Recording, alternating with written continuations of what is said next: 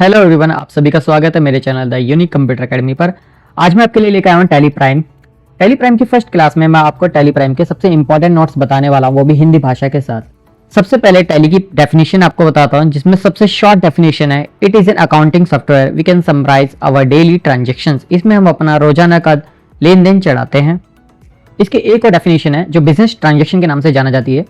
इसका मतलब है the movement of money and money of worth from one person to another और exchange values between two parties. इसे business transaction के नाम से जाना जाता है। हिंदी में इसका अनुवाद हो जाएगा, एक व्यावसायिक लेन देन, धन और धन्य के मूल्य का एक व्यक्ति से दूसरे व्यक्ति तक पहुंचना या दो पक्षों के बीच में मूल्य का आदान प्रदान होना व्यापार लेन देन कहलाता है। टैली डेवलप हुई है टैली सॉल्यूशन प्राइवेट लिमिटेड, जो कि टैली का पूरा नाम है, और ये एक इंडियन मल्टीनेशनल कंपनी है जो बेंगलुरु और कर्नाटका में स्थित है। टैली की फुल फॉर्म जो है, transactions allowed in linear line yard. Tally के जो फाउंडर है वह है श्याम सुंदर गोयनका एंड भारत गोयनका। इन्होंने टैली की खोज 1986 में की थी। धीरे धीरे टैली समय के साथ साथ बदला गया। हर वर्जन के साथ उसके पिछले वाले वर्जन की खामियां नेक्स्ट वर्जन में आगे खत्म कर दी गई। तो 1990 में सबसे पहले टैली 3.0 आया, उसके बाद 1991 में 3.12, ऐसी करते करते धीरे धीरे 2020 में हमारे पास टैली प्राइम था, और आज टैली 2025 में टैली प्राइम का लोगो चेंज हो चुका है, जो कि आपके सामने है। बात होती है कि कितने प्रकार की टैली है, तो टाइप्स ऑफ टैली में आपके 3 प्रकार से हैं, सिल्वर, गोल्ड और एजुकेशनल। या सिल्वर और गोल्ड ये आपकी परचेसेबल की के साथ आते हैं। टैली प्राइम का जो सॉफ्टवेयर है वो फ्री ऑफ कॉस्ट है उनकी वेबसाइट पर। तो सिल्वर के बारे में हम जैसे बात करते हैं, सिंगल पीसी यूजर, ये सिर्फ एक कंप्यूटर में रन करता है अगर आप इसे बाय करते हैं इसके की को। गोल्ड 3 पीसी में, और एजुकेशनल आपका ट्रायल वर्जन है जिसमें आप सीख सकते हो। बस इसमें कुछ फ्यू फंक्शंस है या फीचर्स कह सकते हैं, जैसे डेट चेंज करना सबसे मेन आप नहीं कर सकते, एंड कुछ ऑनलाइन के फीचर्स एंड कुछ ग्रुप के features and then etc.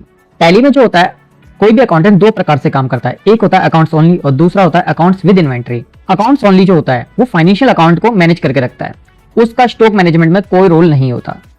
Accounts with inventory ये एक डिफॉल्ट ऑप्शन होता है जो अकाउंट भी देखता है एंड साथ में आपकी इन्वेंट्री भी देखता है कंपनी में। इसका काम दोनों होता है, कितना लॉस हुआ, कितना प्रॉफिट हुआ, कितना स्टॉक है हमारे पास, और कितना क्लोजिंग है, कितना आउटवर्ड हो चुका है, कितना इनवर्ड हो चुका है। ये सब अकाउंट्स विद इन्वेंट्री के अंदर होता है। आगे आपको करंट असेट्स, डायरेक्ट एक्सपेंसेस और इनडायरेक्ट एक्सपेंसेस, इन तीनों चीजों के बारे में जानने को मिलता है। इसमें क्या होता है, करंट असेट्स जो होता है ये कन्वर्ट हो जाता है कैश साल के अंत में, जो कि हमारे जितने भी रिसीवेबल बिल्स होते हैं।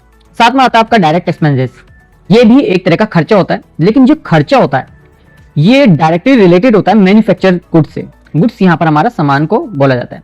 अब जैसे कि गुड्स जब भी हम कोई मैन्युफैक्चर करते हैं, मींस एक एग्जांपल लेते हैं, एक माउस हम अपनी कंपनी में खुद से मैन्युफैक्चर कर रहे हैं, मतलब उसके हर एक लेजर लाइट ला रहे हैं, वायर ला रहे हैं, उसका कैबिनेट ला रहे हैं, हर एक चीज उसकी बॉडी वगैरह A to Z इंस्ट्रूमेंट के साथ। और एक अनदर एग्जांपल ले लेते हैं हम, मैंने एक माउस कहीं से 100 का लिया एंड 150 पे कहीं आगे सोल्ड करा, जिसमें कि मुझे प्रॉफिट हो रहा है। लेकिन अगर हम मैन्युफैक्चरिंग करके कुछ भी चीज आगे सोल्ड करते हैं, डिस्ट्रीब्यूट करते हैं, जिसमें हम आगे प्रॉफिट लेते हैं, तो वहां पर जितने भी प्रकार का हमारा एक्सपेंस आता है, मींस एग्जांपल लेते हैं wages, factory rent, heating, lighting, etc, जो भी चीज है वो सारे हमारे डायरेक्ट एक्सपेंसेस से रिलेटेड होते हैं।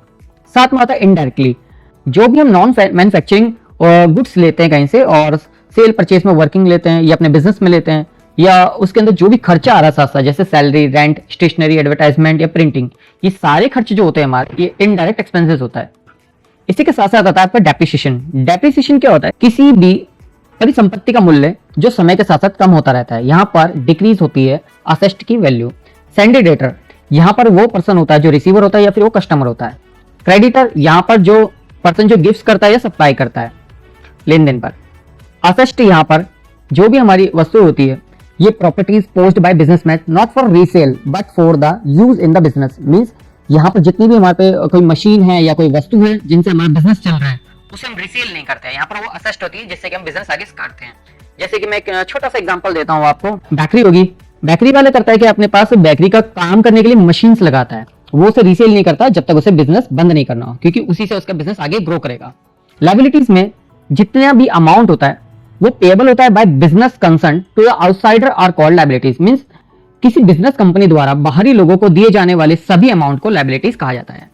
कैपिटल आता है यहाँ पर, capital is the amount of invested for the starting business by person. मतलब कोई भी व्यवसाय अगर आप शुरू करने से पहले जो भी रकम या कह सकते हैं पूंजी लगा रहे हैं वो आपकी कैपिटल होती है। मींस आपको कोई भी शोरूम शुरू करना है, कोई छोटी सी शॉप शुरू करनी है, कुछ भी छोटा मोटा कोई बिजनेस शुरू करना है, तो सबसे पहले आपके पास होना चाहिए कैपिटल, यानी आपकी पूंजी। ये सब निवेश करके आगे अपना बिजनेस शुरू कर पाए। एक अकाउंटेंट को हमेशा ये बात पता होनी चाहिए कि कितने प्रकार के अकाउंट होते हैं। अकाउंट आपके 3 प्रकार के होते हैं, real, nominal and personal. Her account का एक प्रिंसिपल है। पर्सनल अकाउंट का मतलब है यहाँ पर the accounts of persons, firm, concerns and institutions which the businessman deal. Personal account उन लोगों, फर्मों, कंपनियों और संस्थाओं के अकाउंट होते हैं जिनसे बिजनेसमैन डील करते हैं। यहाँ पर पर्सनल अकाउंट का जो प्रिंसिपल है वहां पर डेबिट द रिसीवर है एंड क्रेडिट द गिवर है। Real account, these are the accounts of things, materials, assets, properties. It has physical existence which can be seen and touched. ये वस्तु है, सामग्री और प्रॉपर्टीज का हिसाब किताब है। इसका फिजिकल अस्तित्व है जिसे हम देख सकते हैं, छू सकते हैं। एग्जाम्पल के तौर पे cash, sale, purchase, furniture, investment, ETC etcetera. इसका principle debit what comes in and credit what goes out होता है।